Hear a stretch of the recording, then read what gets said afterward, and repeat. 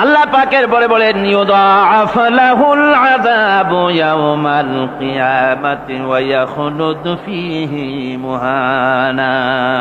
এই সব কাজ যারা করবে, আল্লাহকে বাদ দিয়ে যারা আল্লাহকে বাদ দিয়ে অন্যকে মাবুদ বলে ডাকবে আর হত্যা করবে, জিনা করবে, আল্লাহ বলেন তাদেরকে কিয়ামতের দিন পুনঃ আযাব দেওয়া হবে। আর তাদেরকে ওয়ায়াখলুদ ফীহি মুহানা, তারা বড় লাঞ্ছনার জীবন যাপন করবে, সেখানে লাঞ্ছনার সাথে তারা বসবাস করবে। ইল্লা মান তাবা ওয়া আমানা ওয়া আমিলা আমালান সালিহান ফাউলাইকা ইউবাদদিলুল্লাহু সাইয়্যাতিহিম হাসানাত ওয়া কানা আল্লাহু গফুরার রহিমা। ইল্লা মান তাবা, এই সমস্ত আযাব থেকে বাঁচবে কারা? বাঁচবে সেই সব লোক যারা তওবা করেছে এবং নেক আমল করেছে। ফাউলাইকা ইউবাদদিলুল্লাহু সাইয়্যাতিহিম হাসানাত, আল্লাহ রাব্বুল আলামিন তাদের অন্যায় ত্রুটিপূর্ণ কাজগুলিকে ভালো দিয়ে বদলে দিবেন। সুবহানাল্লাহি ওয়া বিহামদিহি। ওয়া কানা আল্লাহু গফুরুর রহিমা, আর আল্লাহ পাক হচ্ছেন বড় ক্ষমাশীল এবং দয়াবান। এই সুসংবাদ তাদের জন্য যাদের জীবন নানা প্রকারের অপরাধে কলঙ্কিত করেছে যারা, এবং নিজেদেরকে সংশোধন করতে এখন ইচ্ছুক। জীবনে বহু গুনাহ করেছে, হারামি, বদমাশি, জিনা, ব্যভিচার করেছি, এখন জীবনকে সংশোধন করতে চায়। এদের জন্য আল্লাহ রাব্বুল আলামিন এই সাধারণ ক্ষমা ঘোষণা করেছেন, জেনারেল এমনেস্টি ঘোষণা করেছেন। সাধারণ ক্ষমা ঘোষণা করে দিলেন যে তোমরা এখনো যদি হেদায়েত হতে চাও, চূড়ান্ত ধ্বংস থেকে যদি বাঁচতে চাও, তাহলে আমি তোমাদের জন্য তওবার পথ খুলে রেখেছি। আল্লাহ যদি এই তওবার পথ খুলে না দিতেন, তাহলে মানুষ হতাশায়, নিরাশায় শয়তান হয়ে যেত। তার মানে আরো পাপ করত। যখন আর কোনো গুনাহ যখন মাফই হবে না, তখন আর কি করা যায়? আরো বেশি পাপের মধ্যে লিপ্ত হয়ে যায়। আমার ভাইরা, আল্লাহ রাব্বুল আলামিন মানুষের জন্য তওবা করার জন্য, গুনাহ মাফের জন্য দরজা খুলে রেখেছে। ইবনে জারীর তাবারীর একটি বর্ণনা এসেছে, হযরত আবু হুরায়রা রাদিয়াল্লাহু তাআলা আনহু তিনি বলছেন যে আমি ইশার নামাজ পড়ে মসজিদে নববী থেকে ইশার নামাজ পড়ে ঘরে আসতেছিলাম। ঘরে আসার সময় দেখি আমার দরজার কাছে একজন মহিলা দাঁড়ান। সে আমাকে সালাম বলল, আমি তাকে তার সালামের জবাব দিয়ে ঘরের মধ্যে প্রবেশ করলাম। কিছুক্ষণ পরে ওই মহিলা দরজায় নক করলেন। আমি দরজা খুলে জিজ্ঞেস করলাম, কি চাও? তিনি বললেন যে আমি শয়তানের ওয়াসওয়াসায় পড়ে জিনা করেছি এবং এই জিনা করার পর আমি গর্ভবতী হয়েছি, এরপরে একটা সন্তান হয়েছে, আমি সেই সন্তানকেও মেরে ফেলে দিয়েছি। এখন আমার বাঁচার পথ, আমার এখন এই গুনাহ মাফ হওয়ার পথ। হযরত আবু হুরায়রা রাদিয়াল্লাহু তাআলা আনহু বলছেন যে অসম্ভব, তোমার এই গুনাহ মাফ হবে না। মহিলা তখন যাওয়ার সময় কাঁদতে কাঁদতে কপালে আঘাত করতে করতে যাচ্ছিল যে আরে শরীরের এই রূপ, এই যৌবন, এই সৌন্দর্য কি তৈরি হয়েছিল জাহান্নামের আগুনে জ্বলার জন্য? এইভাবে করে চিৎকার দিতে দিতে মহিলা যাচ্ছে। হযরত আবু হুরায়রা বলেন আমি সকালবেলায় আল্লাহ রাসূলের সঙ্গে ফজরের নামাজ আদায় করে আল্লাহ নবীকে ঘটনা শুনালাম। বললাম, হে রাসূল, আমি তো মহিলাকে এইরকম জবাব দিয়ে। হযরত আবু হুরায়রা দৌড়ে গেলেন, বললেন আমি ছুটতে লাগলাম, এমন ভুল আমি কথা বলেছি। মহিলা তো হতাশ হয়ে গিয়েছে। তিনি খুঁজতে খুঁজতে মহিলাকে পেয়ে গেলেন, যে বললেন, ও মহিলা, আল্লাহর হাবিব তোমার সম্পর্কে এই কথা বলেছেন, তুমি যদি তওবা করো আল্লাহ রাব্বুল আলামিন তোমাকে মাফ করে দিবেন, আর তোমার দোষ ত্রুটিগুলির বিনিময় আল্লাহ তোমাকে নেক দিয়ে বদলায় দিবেন, তোমাকে আল্লাহ মাফ করবেন। মহিলা শোনা মাত্র আল্লাহু আকবার বলে চিৎকার মেরে সিজদায় পড়ে গেলেন। তিনি প্রাণ ভরে কাঁদলেন আর বললেন, আল্লাহ তোমার দরবারে শুকরিয়া আদায় করি যে আমার মতো গুনাহগারের জন্য তুমি যে তওবার দরজা খোলা রেখেছো। তিনি তার নিজের দাসীকে এবং তার বাচ্চাকে, কৃত দাসীকে আল্লাহর শকরার্থে মুক্ত করে দিলেন। আমার ভাইয়েরা, এভাবে করে যারা নাকি আল্লাহর দরবারে যারা এভাবে মাপ চায়, আল্লাহ পাক তাদেরকে মাফ করে দিবেন। তওবা করার জন্য রব্বুল আলামিন পথ খুলে রেখে দিয়েছেন। আবার অন্য হাদিসে এসেছে হযরতে রাসূল পাক সাল্লাল্লাহু আলাইহি ওয়াসাল্লামের কাছে এক বৃদ্ধ এসে বলেছিলেন, হে আল্লাহর নবী, আমি যত গুনাহ করেছি সমস্ত গুনাহ যদি দুনিয়ার মানুষকে ভাগ করে দেওয়া হয়, তাহলে একযোগে সব মানুষকে তা ডুবাইয়া ছাড়বে, এত গুনাহ আমি করেছি। এমন কোন গুনাহ নাই যে আমি করি নাই। হে আল্লাহ রাসূল, আমার এই গুনাহ মাফ হবে না? আল্লাহর নবী বলেন, তুমি কি মুসলমান হয়েছো? লোকটি বলল, হুজুর আমি মুসলমান হয়ে গেছি। আশহাদু আল্লা ইলাহা ইল্লাল্লাহু ওয়াহদাহু লা শারীকা লাহু ওয়া আশহাদু আন্না মুহাম্মাদান আবদুহু ওয়া রাসূলুহু। পড়েন সবাই, আশহাদু আল্লা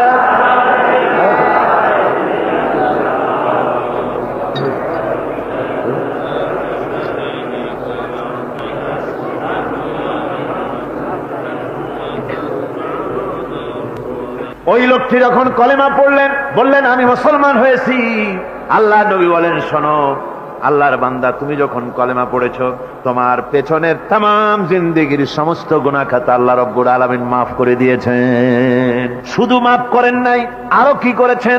ওয়ায়ুবাদদিলুল্লাহু সাইয়্যাতিহিম হাসানাত। দোষ ত্রুটি তোমার যা আছে, যে ব্যক্তি তওবা করে আল্লাহর পথে চলে, নেক আমল করে, পেছনের জীবনের দোষ ত্রুটি যা করেছেন সবগুলির বদলে আল্লাহ রব্বুল আলামিন নেকি লিখে দিবেন। জোরে বলেন সুবহানাল্লাহ।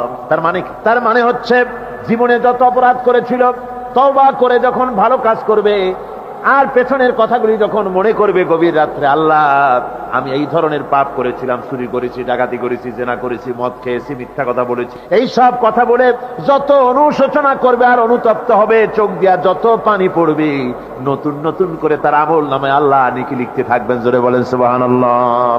রব্বুল আলামিন তার বান্দাকে এত ভালোবাসেন, একজন সাহাবী কতগুলি পাখির বাচ্চা নিয়ে রাসূলের কাছে হাজির হয়েছেন। আল্লাহ নবী বলেন এই পাখির বাচ্চাগুলি আনলা কেন?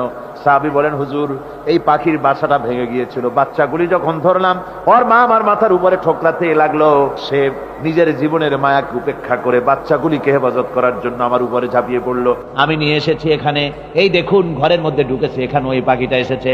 আমি রাসূলকে দেখাতে এলাম প্রাণী জগতে মায়ের সন্তানের প্রতি কত মায়া, সেটা দেখাতে এলাম। আল্লাহর নবী বলেন ও সাহাবী, প্রাণী জগতে সন্তানের প্রতি মায়ের কতটুকু মহব্বত তুমি তাই আমাকে দেখাতে এসেছো। শোনো, এই প্রাণী জগতে সন্তানের প্রতি মায়ের যত মহব্বত, তার চাইতে লক্ষ কোটি গুণে বেশি মহব্বত বান্দার প্রতি আল্লাহ রব্বুল আলামিনের। মহব্বতকে, করুণাকে, রহমতকে, ভালোবাসাকে 100 ভাগ করা হয়েছে। 100 ভাগ করে 99 ভাগ আল্লাহ নিজের কাছে রেখেছেন, আর একটা ভাগ তামাম পৃথিবীর প্রাণী জগতে আল্লাহ ছড়াই দিয়েছেন। একটা ভাগ দিয়েছেন সারা দুনিয়ায় প্রাণী জগৎ, সেই একটা ভাগে এই শত সহস্র কোটি প্রাণীর মধ্যে যেটুকুন আমরা পাইছি, এতটুকুন মহব্বতে সন্তানের জন্য কলিজায়, সন্তানের কোনো অকল্যাণ হলে কলিজায় পানি থাকে না, সন্তানের কোনো অসুবিধা হলে বা মা বাপের কষ্ট হলে বা কারো কোনো কষ্ট হলে আমরা এই ধরনের আমাদের অবস্থা সৃষ্টি হয়ে যায়। এক ভাগ তামাম পৃথিবীর সমস্ত প্রাণী জগতে ছড়ায় দেওয়ার পর আমাদের অবস্থা যদি এই হয়, তাহলে 99 ভাগ রহমত যার কাছে, বান্দার প্রতি তার মহব্বত কতখানি।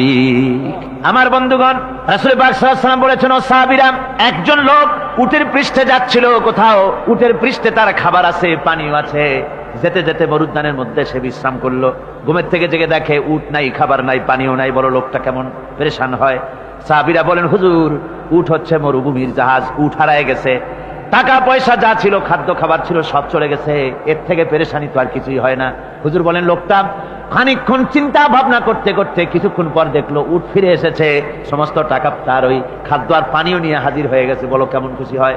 হুজুর, হযরত সাহাবীরা বলেন হুজুর এর থেকে খুশি আর কি হতে পারে, লোকটার দিল তো ভরে যাবে। আল্লাহর নবী বলেন ওগো সাহাবীরা, কোন বান্দা যদি আল্লাহর থেকে নাফরমান হয়ে যায়, নামাজ ছেড়ে দেয়, জিনা ব্যভিচার বদমাশি নাফরমানিতে যদি যখন লিপ্ত হয়ে যায়, উঠারা ব্যক্তি উট পাওয়ার জন্য যেমন পেরেশানি বোধ করে, আল্লাহ রাব্বুল আলামিন তার ওই নাফরমান বান্দার জন্য, আল্লাহ রাব্বুল আলামিন ফিরে আসার জন্য আল্লাহ রাব্বুল আলামিন চান।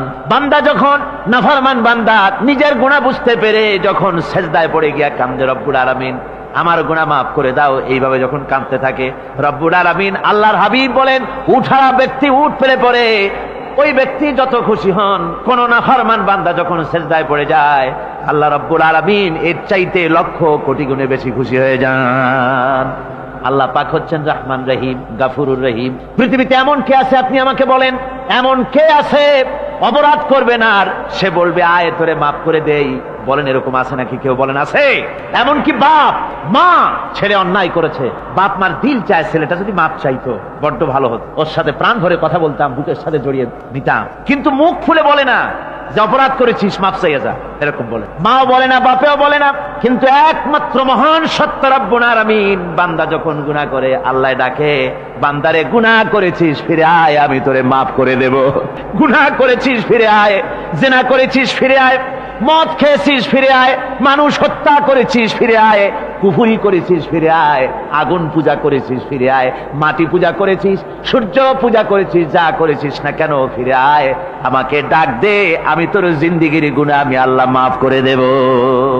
এই জন্য আল্লাহ রাব্বুল আলামিনকে যখন কোন বান্দা একবার ডাকে, দিল থেকে কলিজা থেকে একটা ডাক যদি দেয় আল্লাহ, হাজার ডাকের তুলনায় একটা ডাক আল্লাহ, কলিজা থেকে ডাক। এই ডাকটা কোথা থেকে? কলিজা থেকে। দিল সে जुबात निकलती है, असर रखती है, पर नहीं मगर ताकते परवास रखती है। অন্তর থেকে যে কথা বেরোয় তা প্রভাব বিস্তার করে। কলিজা থেকে যদি কেউ ডাক দেয় আল্লাহ, কলিজার একটা ডাক আলাদা না? বলেন আলাদা কিনা? কলিজা থেকে ডাক, বলেন না সবাই আল্লাহ। কলিজা থেকে একটা ডাক যদি কেউ ভাবে আল্লাহকে ডাক দেয় আল্লাহ, আল্লাহ রাব্বুল আলামিন বান্দা যখন একবার ডাক দেয় আল্লাহ তখন 70 বার লাব্বাইক বলেন, 70 বার সাড়া দিয়া বলে বান্দা কি চাও, আমি তোর কাছে হাজির। কি চাস বল, আমার আমি মাফ করে দেব। সুতরাং আল্লাহ রাব্বুল আলামিন বলছেন আমার কাছে ক্ষমা চাও, মাফ চাও, আমার কাছে মাফ চাও, যত মাফ চাইবে আমি মাফ করে দেব। পৃথিবীতে এমন কেউ নাই যার কাছে বেশি চাইলে তিনি খুশি হবেন। আল্লাহ রাব্বুল আলামিন এমন এক সত্তা যার কাছে যত বেশি চাওয়া যাবে তিনি তত বেশি খুশি হবেন। হর হামেশা দেনে কো वो तैयार है, जो न मांगे उससे वो बेजार है। যত বেশি চাওয়া যায় আল্লাহর কাছে আল্লাহ তত খুশি হন, আর যে ব্যক্তি চায় না আল্লাহর কাছে আল্লাহ তার উপরে বেজার হয়ে যান। ওয়ামান তাবা ওয়া আমিলা সালিহান ফাইন্নাহু ইয়াতুবু ইলাল্লাহি মাতাবা। আর যারা তওবা করে, নেক আমল করে, তার আল্লাহর দিকে ফিরে আসে, যেমনটি তার আসা উচিত তেমন ভাবে সে আল্লাহর কাছে ফিরে আসে। তার মানে হলো তওবা মাফ, তওবা কবুল করার জন্য, গুনাহ মাফ করার জন্য পৃথিবীতে কেউ নাই। আছে কেউ? গুনাহ কি কেউ মাফ করতে পারে? দুনিয়ায় কেউ পারে? আকাশে কেউ পারে? আল্লাহ ছাড়া কেউ গুনাহ মাফ করতে পারে? যদি মানুষ তওবা করে, রব্বুল আলামিন বলেন সে এমন ভাবে তওবা করে আল্লাহর কাছে ফিরে এসেছে যেখানেই তার আসা উচিত, এই জায়গা ছাড়া আর তার কোনো যাওয়ার জায়গা নাই। সুতরাং সে জায়গা মতো এসেছে, অনুতপ্ত এবং অনুশোচনা করেছে। আল্লাহ পাক এ ধরনের অনুতপ্তকারী, অনুশোচনাকারীকে রব্বুল আলামিন ক্ষমা করে দিয়ে থাকেন। ওয়াল্লাযীনা লা ইয়াশহাদুনা আয-যুর ওয়া ইযা মাররু বিল-লাগবি মাররু কিরামা। আর যারা মিথ্যার সাক্ষ্য হয় না, রহমানের বান্দা তারা যারা মিথ্যার সাক্ষ্য হয় না, এটা হচ্ছে ষষ্ঠ বৈশিষ্ট্য। আর তারা কোনো অনর্থক, কোনো নিরর্থক কোনো কাজ যদি দেখে, ঘটনা দেখে, সেখান থেকে তারা শরীফ মানুষের মতো, একেবারে নিতান্ত ভদ্র মানুষের মতো সেখান থেকে কেটে পড়ে। গান বাজনা হচ্ছে, নাটক হচ্ছে, অশ্লীলতা হচ্ছে, গালাগালি হচ্ছে, অনর্থক কোনো কাজ হচ্ছে, নিরর্থক কোনো অনুষ্ঠান কিছু একটা হচ্ছে, ওখান থেকে একটা ভদ্রলোকের মতো, যেমন কোনো দুর্গন্ধময় জায়গা থেকে মানুষ যখন যায় নাকে রুমাল দিয়ে আস্তে করে সেখান থেকে পাশ কেটে চলে যায়, ঠিক কিনা? ঠিক ওইভাবে করে আল্লাহ পাক বলছেন আমার মুমিন বান্দারা এই ধরনের কোনো অনর্থক, নিরর্থক যে কাজের মধ্যে কোনো পরকাল নাই, আল্লাহ নাই, দুনিয়ার মানুষের স্বার্থ নাই, দেশের স্বার্থ নাই, রাষ্ট্রের স্বার্থ নাই, জনগণের স্বার্থ নাই, এই ধরনের সমস্ত গাল গপ্প, নাটক, উপহাস, এই ধরনের মজা, এই ধরনের অনুষ্ঠান যখন দেখে আমার মুমিন বান্দারা সেখানে দাঁড়ায় না। ময়লার কাছ থেকে নাকে রুমাল দিয়ে মানুষ যেমন চলে যায়, এই লোকটিও তখন অত্যন্ত ভদ্রের মতো আস্তে করে পাশ কেটে বেরিয়ে যায়। ওয়াল্লাযীনা ইযা যুক্কিরু বিআয়াতি রাব্বিহিম লাম ইয়াখিরু আলাইহা সাম্মান ওয়া উমিয়ানা। আর আমার বান্দাদের 7 নম্বরের, রহমানের বান্দা, খাঁটি বান্দা যারা, তাদের 7 নম্বরের বৈশিষ্ট্য হচ্ছে এই যে ওই সমস্ত বান্দারা তাদের কাছে যখন আমার আয়াতকে শোনানো হয়, আমার কোরআন তেলাওয়াত করে আমার আয়াত পড়ে যখন নসিহত শোনানো হয়, তখন তারা বোবার মতো, বধিরের মতো বসে থাকে না। কথা বুঝতে পেরেছেন? রহমানের খাঁটি বান্দা যারা, তাদের কাছে কোরআনের কথা ওয়াজ করে যখন শোনানো হয়, আল্লাহর কালাম যখন শোনানো হয়, আয়াত পড়ে পড়ে যখন নসিহত শোনানো হয়, লাম ইয়াখিরু আলাইহা সুম্মান ওয়া উমিয়ানা, তখন ওই ব্যক্তি অন্ধ এবং বধিরের মতো চুপ করে বসে থাকে না, বরং আমল করা শুরু করে দেয়। জোরে বলেন সুবহানাল্লাহ। যখন সে জানলো যে এগুলি হলো আল্লাহর বিরোধী কাজ, এগুলি আল্লাহর কাজ, আল্লাহ রসুলের কাজ, তখন তা পালন করা শুরু করে দেয়। এই 5 দিন ধরে কোরআনের যে কথাগুলি হলো, এই কথাগুলি শোনার পর আপনারা কি বসে থাকবেন? বসে থাকবেন? যারা বসে থাকবে এইগুলি শোনার পরে আল্লাহ তাদেরকে বলেছেন এরা হলো অন্ধ, এরা হলো বধির, এরা হলো বোবা। আমরা আল্লাহর এই যে কথা, আমরা কি অন্ধ আর বধির আর বোবা হবো নাকি? আমরা হব না। আমরা অন্ধ নয়, বধির নয়, বোবা নই, বরং আল্লাহ যা বলেছেন, যা শুনলাম সামি'না ওয়া আতানা, এই 5 দিন ধরে যা শুনলাম আল্লাহর কথা। কার কথা শুনলাম? আর সমস্ত কথা আমরা আমল করবো, জোরে কোন আমিন। আল্লাহ যেন কবুল করেন, জোরে কোন আমিন। আমল করা কি? বসে না থাকা কি? বসে না থাকা হচ্ছে যা শুনলাম, আল্লাহর যা ফরজ, যা হুকুম তা মানবো, আল্লাহ যা নিষেধ করেছেন তার থেকে ফিরে থাকবো, এটাই হলো কাজ। এরপরে রব্বুল আলামিন বলেন, والذين يقولون ربنا هب لنا من أزواجنا وذرياتنا قرة أعين واجعلنا للمتقين إماما। রহমানের বান্দা অষ্টম নম্বর এবং শেষ নাম্বার হচ্ছে এটা বৈশিষ্ট্য এই যে তারা রহমানের যারা খাঁটি বান্দা, আল্লাহর যারা খাঁটি বান্দা, তারা রব্বুল আলামিনের কাছে মুনাজাত করে, আমার রব, আয় আমার আল্লাহ, হাবলানা মিন আজওয়াজিনা ওয়া যুররিয়াতিনা, আমাদের এবং আমাদের স্ত্রীদের আর আমাদের সন্তানদেরকে তুমি দয়া করে আমাদের চক্ষুর শীতলতা বানায় দাও, জোরে বলেন আমিন। ওয়াজআলনা লিল মুত্তাকিনা ইমামা, আর আমার এই সন্তানদেরকে তুমি মুত্তাকিদের ইমাম বানায় দাও, শুধু মুত্তাকি বানায়ো না, মুত্তাকিদের নেতা বানায় দাও, জোরে বলেন সুবহানাল্লাহ। এই সূরাটা এইটা তখনকার কথা যখন এই মুমিনদের মক্কি সূরা, তো এটা যখন মক্কা শরীফে দেখা গেল যে মুসলমানেরা যিনি ইসলাম কবুল করেছেন তার বাপ কাফের, যিনি ইসলাম কবুল করেছেন কারো বাপ কাফের, কারো মা কাফের, কারো সন্তান কাফের, কারো মেয়ে কাফের, কারো জামাই কাফের, সব প্রিয়জনেরা কুফরি হালতে আছে। আর এগুলি দেখে তাদের চক্ষুর মধ্যে কাটা বিঁধতেছিল, চক্ষু জর্জরিত হয়ে যাচ্ছিল। নিজের সন্তানের চেহারা যত ভালো হোক, সন্তান যতই শিক্ষা দীক্ষা থেকে যতই উন্নত আর ভালো হোক না কেন, সে যদি জাহান্নামের দিকে অগ্রসর হতে থাকে, কোন নেককার ইমানদার পিতার মনে তার সান্ত্বনার কারণ হতে পারে না। সে তখন আল্লাহর দরবারে, আল্লাহ পাক বলেন ওই মুমিন বান্দারা আমার কাছে দোয়া করে যে রব্বুল আলামিন আমার সন্তানদেরকে, আমার স্ত্রীদেরকে আমার চোখের শীতলতা বানাও, তাদের আমল আখলা কেমন বানাও যাতে আমাদের চক্ষু ঠান্ডা হয়ে যায়, জোরে বলেন আমিন, জোরে বলেন আমিন। সন্তানদের জন্য আল্লাহর কাছে দোয়া করতে হবে।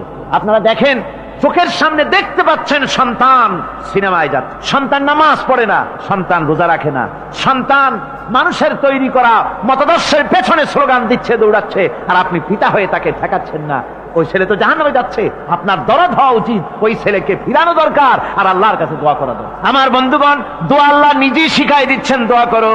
পড়েন আমার সাথে, রব্বানা হাব লানা মিন আজওয়াজিনা ওয়া যুররিয়াতিনা কুররাতা আয়ুন ওয়াজআলনা লিল মুত্তাকিনা ইমামা। উলাইকা ইউজজাউনাল গুরফাতা বিমা সাবারু ওয়া ইউলাক্কাউনা ফিহা তাহিয়াতান ওয়া সালামা। আল্লাহ পাক বলেন, এই সব লোকদের জন্য তারা যে সবর করেছিল, সেই সবরের কারণে আমি তাদের উত্তম জাযা দান করব। আর তাদের জন্য ফেরেশতারা চতুর্দিক থেকে ফেরেশতারা তাদের জন্য সম্বোধন করবে, তাদেরকে সম্বর্ধনা দিবে, ফেরেশতারা তাদের সম্বর্ধনা দিবে। ওয়াল মালাইকাতু ইয়াদখুলুনা আলাইহিম মিন কুল্লি বাবিন সালামুন আলাইকুম বিমা সাবারতুম ফানি'মা উকবাদ-দার। চতুর্দিক থেকে ফেরেশতারা আসতে থাকবে আর তারা সালাম দিতে থাকবে, তাদেরকে সম্বর্ধনা দেবে বেহেশতীদেরকে, আর বলবে তোমাদের জন্য এই পরকালের এই ঘরটাই, জায়গাটা কতই না উত্তম করে আল্লাহ তৈরি করে রেখেছেন, বলেন সুবহানাল্লাহ। সালামুন আলাইকুম, আল্লাহ বলছেন উলাইকা ইউজজাউনাল গুরফাতা বিমা সাবারু, তোমরা যে সবর এখতিয়ার করেছিলে সেজন্য আজকে তোমাদের জন্য আমি এই বিরাট নিয়ামত তোমাদের জন্য রেখেছি। দিনকে চালু করতে গেলে, ইসলামী আন্দোলন করতে গেলে বিপদ আসে, আর সেই বিপদে সবর এখতিয়ার করতে হয়। কত ভয় আসে, লোভ আসে, কত কিছু আসে, এগুলিকে উপেক্ষা করে যারা ইসলামী আন্দোলনের জন্য নফসের খাহেশকে, আরামকে হারাম করে দিয়ে আন্দোলনে যারা ঝাঁপিয়ে পড়তে পারে, তাদের জন্য আল্লাহ পাক এই সমস্ত নেয়ামত রেখে দিয়েছেন। কুল মা ইয়াবাউ বিকুম রাব্বি লাউলা দুআউকুম ফাকাদ কাযাবতুম ফাসাউফা ইয়াকুনু লিজামা। ও নবী, আপনি এদেরকে বলেন, আপনি এই লোকগুলিকে বলেন যে তোমাদের ব্যাপারে আল্লাহর কি প্রয়োজন পড়েছে যদি তোমরা আল্লাহকে নাই ডাকো, আল্লাহর কাছে যদি দোয়া না করো, যদি হাত না পাতো, আল্লাহকে যদি না ডাকো, তাহলে তোমাদের এদিকে আল্লাহর দরকার নেই। ফাকাদ কাযাবতুম, তোমরা তো অস্বীকার করে চলছো। ফাসাউফা ইয়াকুনু লিজামা, খুব তাড়াতাড়ি করে তোমরা বুঝতে পারবে এমন অবস্থা, এমন আযাব আসবে যে তখন তোমাদের প্রাণ বাঁচানোই দায় হয়ে পড়বে। আমার বন্ধুগণ, একটা মানুষের সাথে মানুষের সৃষ্টি আর পাথরও সৃষ্টি, পাথরও একটা মাখলুক, মানুষও মাখলুক। পাথরের সাথে মানুষের পার্থক্য কোথায়? পাথর আল্লাহর দরবারে হাত তুলতে পারে না, আল্লাহকে ডাকতে পারে না, মোনাজাত করতে পারে না। মানুষ ডাকতে পারে, হাত তুলতে পারে, তার হাত দেওয়া আছে। মানুষ হয়ে যদি আল্লাহর দরবারে হাত তুলতে না পারলেন, চোখের পানি যদি না ফেলতে পারলেন, আল্লাহ পাক বলছেন, ও নবী বলে দেন, আপনি বলুন তোমাদের দিয়ে কি প্রয়োজন আল্লাহর? লাউলা দুআউকুম, তোমরা যদি সেই আল্লাহকে যদি না ডাকো, যদি তার কাছে হাত না তোলো, তাহলে তোমাদের দিয়ে আল্লাহর দরকারটা কি? তোমাদেরকে রব্বুল আলামিন তৃণখণ্ডের মতো উড়িয়ে দিবেন, কোন মর্যাদা থাকবে না আল্লাহর কাছে। সুতরাং মর্যাদা পেতে হলে আল্লাহকে ডাকতে হবে, আল্লাহর কাছে চাইতে হবে। এভাবে করে আল্লাহ পাক তার বান্দাদেরকে নির্দেশ করছেন। আমার বন্ধুগণ, এই মোট 8টি বৈশিষ্ট্য ইসলামের আপনার মোমেন বান্দাদের জন্য, রহমানের খাঁটি বান্দাদের জন্য এই 8টি বৈশিষ্ট্য আল্লাহ পাক দান করেছেন। এই 8টি বৈশিষ্ট্য যেন আল্লাহ পাক আমাদের মধ্যে দান করে দেন। জোরে বলেন আমিন, আরো জোরে বলেন আমিন। 8টি বৈশিষ্ট্যের জন্য আল্লাহ পাক বেহেশত রেখেছেন। 8টি বেহেশত কয়টি? এই 8টি বেহেশতের দরওয়াজা আল্লাহ যেন আমাদের জন্য কিয়ামতে খুলে দেন। জোরে কোন আমিন।